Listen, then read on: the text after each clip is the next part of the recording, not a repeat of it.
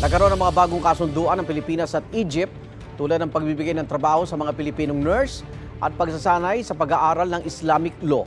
Inanunsyo yan sa selebrasyon dito sa Pilipinas na ika-73 anibersaryo ng National Day of Arab Republic of Egypt. May unang balita si JP Soriano.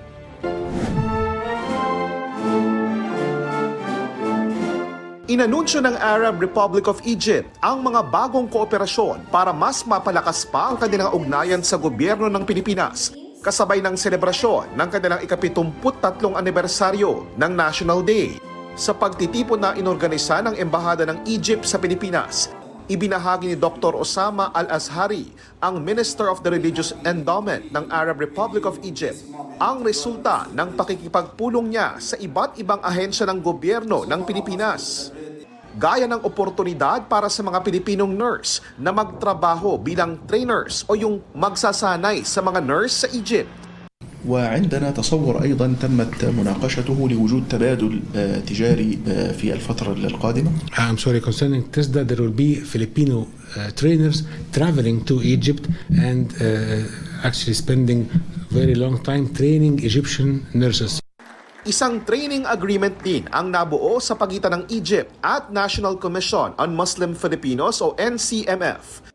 Sasagutin ng Egypt ang pagsasanay para sa mga Pilipinong imam at jurist o yung mga eksperto sa Sharia o Islamic law. هو تدريب الأئمة والقضاة على خطاب ديني آمن ورشيد. Is that the Ministry of Endowment will make a tailor-made program to train imams and judges about the Egyptian moderate version of Islam. تنسجم به العلاقة بين كل أبناء شعب الفلبين من مسلمين ومسيحيين. That would help in the coherence of the Muslims and non-Muslims Filipinos together. Ayon sa NCMF, makatutulong ito sa pagpapaunlad ng mga komunidad sa Bangsamoro Autonomous Region in Muslim Mindanao o BARMM. 20 imams and 20 juries.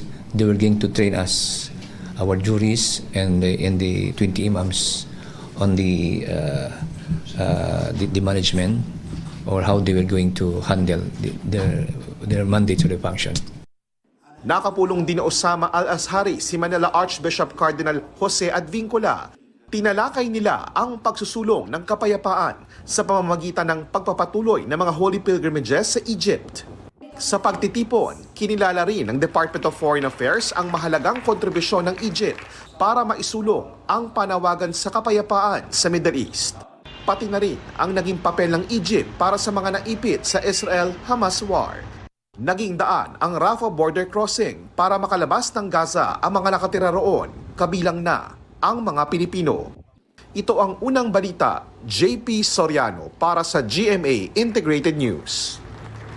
Igan, mauna ka sa mga balita, mag-subscribe na sa GMA Integrated News sa YouTube para sa iba't ibang ulat sa ating bansa.